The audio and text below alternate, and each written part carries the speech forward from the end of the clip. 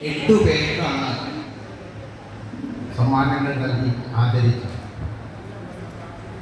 ഈ 8 പേരും ഒന്നിനൊന്ന് അർഹരാണെന്നുള്ള കാര്യം ഇവിടെ ഇത് കണ്ടുകൊണ്ടിരിക്കുന്ന നിങ്ങളോട് പറയുന്ന കാര്യം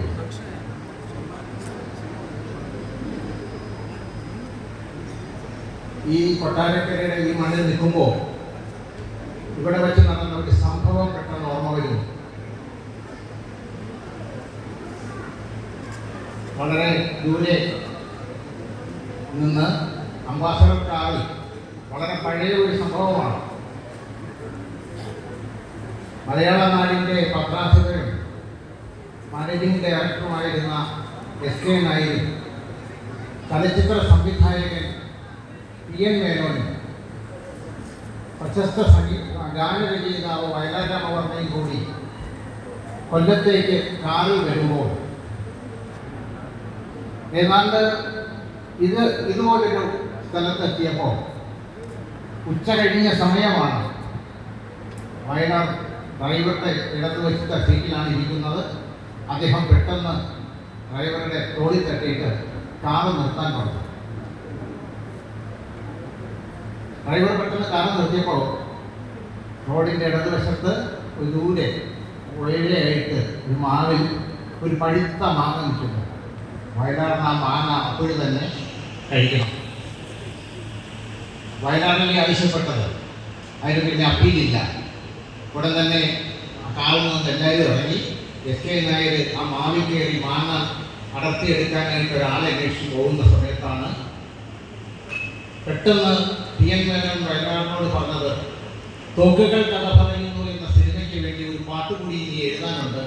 ആ പാട്ട് എഴുതി കൊല്ലത്ത് ചെല്ലുമ്പോൾ അവിടെ KPSCയുടെ ഓഫീസിലിരിക്കുന്ന ദേവരാജൻ മാസ്റ്ററെ അന്ന് ഏൽപ്പിക്കണം. ഇത് മറന്നുപോയി.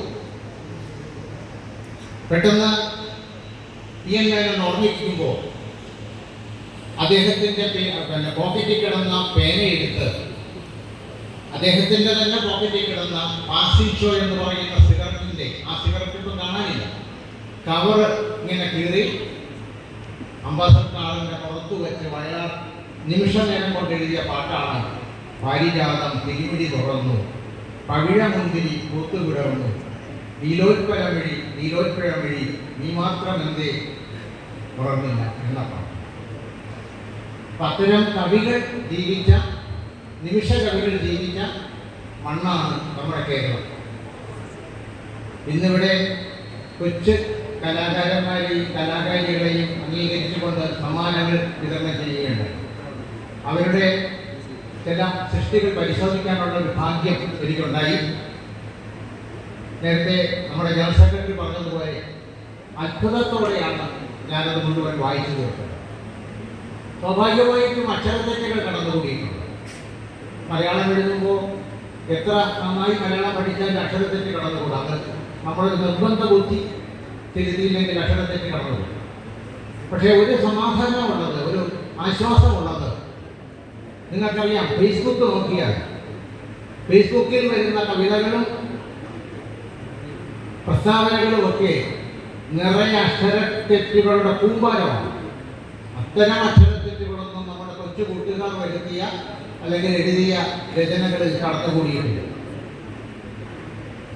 പ്രത്യേകിച്ച് കഥകളിൽ അവരെഴുതിയ കഥകൾ പരിശോധിച്ചപ്പോൾ വിസ്മയിപ്പിക്കുന്ന ഇതിവൃത്തങ്ങളാണ് ഓരോ കൊച്ചു കൂട്ടുകാരും കണ്ടെത്തിയിരിക്കുന്നത്.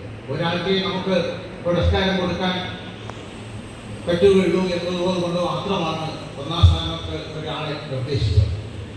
എല്ലാ രചനകളും ഞാനൊരു 10-15 രചനകൾ പരിശോധിച്ചത് ഒരു 12 മികച്ച നിലവാരം പുലർത്തിയെന്ന് പറയാൻ വളരെ സന്തോഷമുണ്ട്. എൻ്റെ വീട്ടിൽ ചിലപ്പം ചിലര് അവതാരിക എഴുതാനായിട്ട് വരും, കവിതയൊക്കെ എഴുതിക്കൊണ്ട്. വലിയ വിദ്യാഭ്യാസമുള്ള ഡോക്ടറേറ്റൊക്കെ നേടിയ ആൾക്കാരാണ്. പക്ഷേ അതുകൊണ്ടൊന്നും ഒരു കാര്യമില്ല. അതിനകത്തൊന്നും കാണത്തില്ല, ശൂന്യമായിരിക്കും. ഈ കൊച്ചു കുട്ടികൾ എഴുതിയത് അവർ നോക്കി പഠിക്കണം എന്ന് പറഞ്ഞുകൊണ്ട് അവരെയും ഇന്നിവിടെ പുരസ്കാരം നേടിയ മറ്റുള്ളവരെയും, പ്രത്യേകിച്ച് ചവറ KS പിള്ള സാറ്, ഏഴാറ്റേരി രാമേന്ദ്രൻ ഇവരൊക്കെ എൻ്റെ അടുത്ത സുഹൃത്തുക്കളോ അഭിമന്യരോ ഒക്കെയാണ്. അപ്പോൾ ഇവർക്കൊക്കെ പുരസ്കാരം ലഭിക്കുന്ന ഒരു വേദിയിൽ എനിക്ക് കൂടി സംബന്ധിക്കാൻ സാധിച്ചു എന്ന് പറയുന്നത് തന്നെ ഏറ്റവും വലിയ ഭാഗ്യമാണ്. ഏഴാറ്റേരി രാമചന്ദ്രൻ ഒരുപാട് കാവ്യപുസ്തകങ്ങൾ എഴുതിയിട്ടുണ്ട്. അദ്ദേഹത്തിൻ്റെ ഗാനസമാഹാരം എന്തായിരുന്നു മനസ്സിൽ എന്ന് പറഞ്ഞ പേരുള്ള ഒരു ഗാനസമാഹാരം ഇറങ്ങിയിട്ടുണ്ട്. അതിന് അവതാരിക എഴുതാൻ എന്നെയാണ് അദ്ദേഹം നിയോഗിച്ചത്. അതൊരു വലിയ ഭാഗ്യമായി ഞാൻ കാണുന്നു. ചവറ KS പിള്ള സാറാണെങ്കിൽ അദ്ദേഹത്തിൻ്റെ പത്രാധിപത്യത്തിൽ ആശ്രയമാകുന്നാട് എന്ന ഒരു മാസിക വളരെ വർഷങ്ങളായിട്ട് ഇറങ്ങിക്കൊണ്ടിരിക്കുകയാണ്.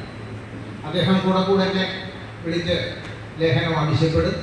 അപ്പം അങ്ങനെയുള്ള മഹത് വ്യക്തികൾ സംബന്ധിക്കുന്ന ഈ ചടങ്ങിൽ എനിക്കും കൂടി പങ്കെടുക്കാൻ സാധിച്ചതിനുള്ള ചാരിതാർത്ഥ്യം പങ്കുവെച്ചുകൊണ്ട് ഇന്നിവിടെ പുരസ്കാരം ലഭിച്ച മുതിർന്നവരെയും എൻ്റെ കൊച്ചനുജന്മാരെയും കൊച്ചനുജത്തിമാരെയും എല്ലാവരെയും അഭിനന്ദിച്ചുകൊണ്ട് എന്നും നിങ്ങളോടൊപ്പം സോളാർ ഉണ്ടായിരിക്കും.